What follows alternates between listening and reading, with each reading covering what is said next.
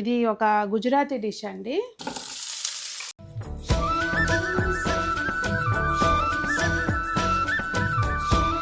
తింటే ఉంటుంది చూడండి. ఆహాహాహా. నాకైతే ఇలా తింటమే ఇష్టం.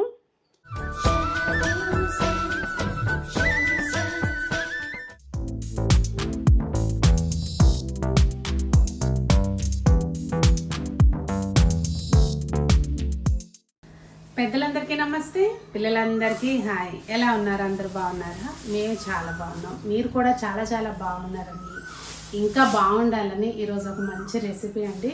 మీ పిల్లలు ఇంట్లో ఉన్నా, లేదు అంటే మీరు డైటింగ్ చేస్తున్నా, హెల్తీ ఫుడ్ మీరు తినాలనుకుంటున్నా, అన్నిటికీ మల్టీపర్పస్ రెసిపీ అనమాట. అంటే వీటన్నిటికీ సొల్యూషన్ ఈ రెసిపీ. చాలా హెల్దీ, అలాగే ఆయిల్ అనేది నో ఆయిల్ అనే చెప్పచ్చు. కొంచెం జస్ట్ పోపుకి వాడతామంటే. ఇంకా లేట్ చేయకుండా రెసిపీ చూద్దామండి. మీకు నచ్చిన వెజిటబుల్స్ తీసుకోండి ఇంట్లో, అంటే ఏ కాంబినేషన్ బాగుంటుందో మీకు ఏది నచ్చితే అది. ఇక్కడ నేనైతే ఇదిగోండి క్యాబేజ్, అంటే ఇదంతా మనకు అవసరం లేదు. క్యారెట్ అయితే ఈ 3 వేస్తాను, 3 వద్దులేండి, 2. ఒక బీట్రూట్. ఇక్కడ నేను ఇవి తీసుకున్నాను, మీరు మీకు నచ్చినట్టుగా తీసుకోండి. ముందు ఏం చేద్దామంటే మనకి అవసరమైనంత క్యాబేజ్ తీసుకున్నాను. ఇక్కడ నేను తీసుకుంటున్నానండి కొంచెమే, అంటే ఇప్పుడు నేను కొంచెం క్వాంటిటీలో చేస్తున్నాను. క్యాబేజ్ సన్నగా కట్ చేసుకోవాలండి. ఇదేమో తురుముకోవాలి, బీట్రూట్ కూడా తురుముకోవాలి. నిజానికి ఈ వంట సంజన నేర్చుకుంటుంది, హెల్దీ రెసిపీ కదండి. సో అందుకని చెప్పి ఇలాంటి హెల్దీ రెసిపీస్ కొన్ని నేర్పిద్దామని చెప్పి చూపిస్తున్నాను. బీట్రూట్, క్యారెట్ కూడా తరుగుతున్నాను.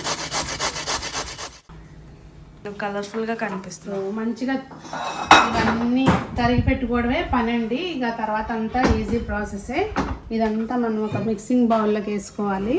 ఇందులో ఏమి ఉల్లిపాయ కూడా అవసరం లేదనమాట. క్యాబేజ్ అంత వద్దులే, ఏం కాదు, బాగుంటుంది. నువ్వే తిను లాస్ట్. నేర్చుకో రెసిపీ, జోకు లేకుండా. ఇప్పుడు మనం ఇందులోకి ముందే ఉప్పు వేద్దాం. అన్నీ రెడీగా పెట్టేసుకున్నానండి. ఇక్కడ వేయాల్సిన మసాలాలన్నీ మీ రుచికి తగినంతగా ఉప్పు వేసుకోండి. కారం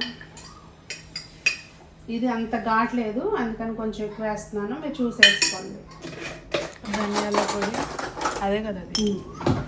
నీకు కూడా చాలా తెలిసిపోతుంది. ధనియాల పొడి 1 టేబుల్ స్పూన్ అండి ధనియాల పొడి. అలాగే ఇది వాము డైరెక్ట్గా వేసే మాకండి, 1 పావు టీ స్పూను. ఇలా చేతిలోకి తీసుకొని కొంచెం ఇలా అనాలి. ఎందుకు చెప్పు సంజు? ఫ్లేవర్ రావడానికి, మంచిగా వాసన బాగా కదా. సో అది అలా వేసేసుకొని కొద్దిగా జీలకర్ర వేయించి పొడి చేసుకున్న జీలకర్ర పొడి. ఇది బాటిల్ తెలుసు కనుక చెప్పేస్తుంది. ఇవన్నీ వేసేసుకొని దీనిలోకే ఇదిగోండి, ఇదేమో జొన్న పిండి, ఇది గోధుమ పిండి, ఈక్వల్గా తీసుకోండి అన్నీ. ఇది శనగపిండి. 2 టేబుల్ స్పూన్లు పెరుగు కూడా వేసేసి, ఇంకా అసలు ఏం వాటర్ వేయాల్సిన పర్లేదు. ఇదంతా మంచిగా కలుపుకోవాలి.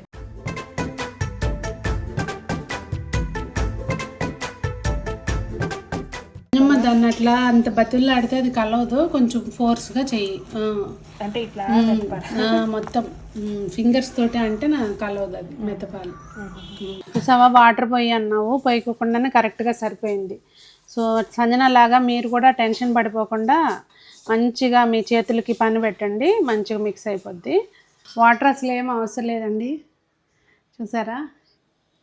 ఇలా దీన్ని చక్కగా ఒక బెజ్జాల గిన్నెలోకి కానీ, లేదు అంటే మీ దగ్గర స్టీమర్ ఉంటే దానిలో కానీ, ఎట్లయినా కూడా మన ఇష్టం కాదు, ఇట్లాగే పొడుగ్గానే చేసుకోవాలి.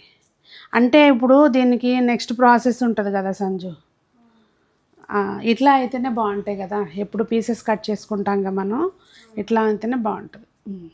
దీన్ని చక్కగా, ఇది ఒక గుజరాతీ డిష్ అండి, చాలా బాగుంటుంది, చాలా హెల్దీ. మెయిన్ చూసారు కదా మీరు ఇందులో మనం ఏమేమి వేసాము అనేది. సో మనం తీసుకున్న క్వాంటిటీకి చక్కగా ఒక ఫ్యామిలీకి, 4 ఉన్న ఫ్యామిలీకి సరిపోద్ది అనమాట.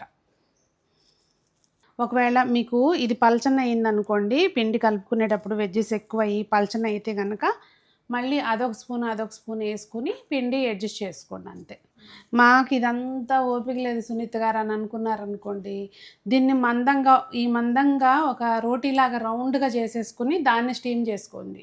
కాకపోతే దీనికి ప్రాపర్గా ముటియా అనమాట దీని పేరు, ప్రాపర్గా దీని రెసిపీ అయితే మాత్రం వాళ్ళు ఇట్లా చేతితోటి ఇలా అని పెట్టేస్తారనమాట. అది ఇదిగోండి. ఇప్పుడు దీన్ని మనం స్టీమ్ చేసుకోవాలి.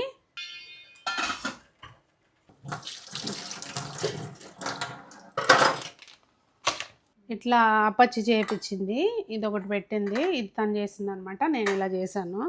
సో కొంచెం ఆరనివ్వాలండి, మనం పోపు పెట్టుకునే లోపల ఆరనివ్వాలి. ఇంక ఇప్పుడు మనం స్టీమ్ చేసుకున్న వీటిని చిన్న ముక్కలుగా కట్ చేసుకోవాలండి. మీరు కావాలనుకుంటే వీటిని ఎలా కూడా ఉంచేయచ్చు. ఇట్లా మీకు నచ్చిన సైజులో ముక్కలు కట్ చేసుకోండి.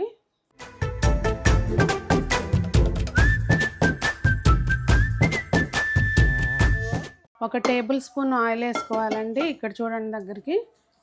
ఆయిల్ వేడెక్కిన తర్వాత కొద్దిగా ఆవాలు వేసుకుని ఆవాలు చిటపటమనాలి. ఈ ఎండుమిర్చి జస్ట్ మన సౌత్ ఇండియన్ ఫ్లేవర్ కోసం అండి. అలాగే ఒక టీ స్పూన్ నువ్వులు వేసుకుని మంచిగా నువ్వులు వేగనివ్వాలి. వేగిన తర్వాత కొద్దిగా కరివేపాకు,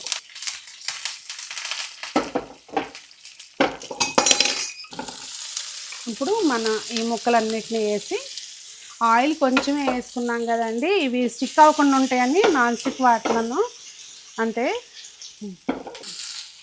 ఇంకా ఇవి మంచిగా ఒక 2 మినిట్స్ పాటు ఇవన్నీ వీటికి పట్టేటట్టుగా మంచిగా కొంచెం ఒక నిమిషం పాటు అవి ఎలా మళ్ళీ వేయించామనుకోండి చక్కగా బాగుంటుంది అనమాట. ఈ ఫ్లేవర్స్ అన్నిటికీ పట్టుకుంటాయి, బాగుంటుంది.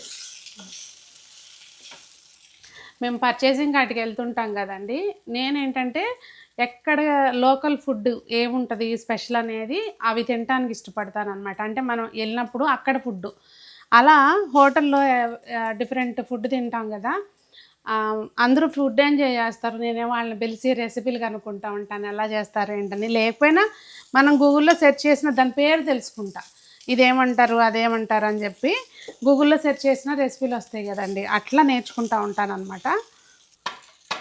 ఇంకా అంతే అండి, మనం మంచిగా డిష్ అవుట్ చేసేసుకుని దీన్ని షేజ్వాన్ చట్నీతో కానీ, గ్రీన్ చట్నీతో కానీ, లేదు అంటే టమాటో కెచప్తో కానీ, ఇంకా మన దీనికి సౌత్ ఇండియన్ టచ్ కావాలంటే కొంచెం అల్లం చట్నీతోటి కానీ తింటే, అల్లం కంటే కొబ్బరి బాగుంటుంది అంట సంజన చాయిస్. సో తింటే ఉంటుంది చూడండి. ఆహాహాహా, ఇది వేడివేడిగా తింటే అండి అప్పుడే ఆ నువ్వుల క్రంచినెస్ అదంతా తెలుస్తూ చాలా బాగుంటుంది. నాకైతే ఇలా తింటమే ఇష్టం, వేరే ఫ్లేవర్స్ ఏమీ కాకుండా జస్ట్ ఆ ఫ్లేవర్స్ తోటి చాలా బాగుంటుంది. ట్రై చేయండి. మీరు తింటే కాదు, ఫ్యామిలీ మెంబర్స్ ఒకసారి తిన్నారంటే మీ వంటలకు ఫిదా అయిపోతారనమాట. అది అందరి కాంప్లిమెంట్స్ కావాలంటే ఇలాంటి వంటలన్నీ ట్రై చేసేయండి, తినండి, హెల్తీగా ఉండండి. మరి చేసుకుంటే సరిపోద్దా? మీరు చేసుకుని తింటే ఎట్లా? మీ ఫ్రెండ్స్ కూడా షేర్ చేయొచ్చు కదా. మరి అందరూ బాగుండాలి, అందులో మనం ఉండాలి. ఇలాంటి ఆరోగ్యకరమైన వంటలు తింటూ మనం కూడా ఆరోగ్యంగా ఉండాలని కోరుకుంటూ మీ సునీత.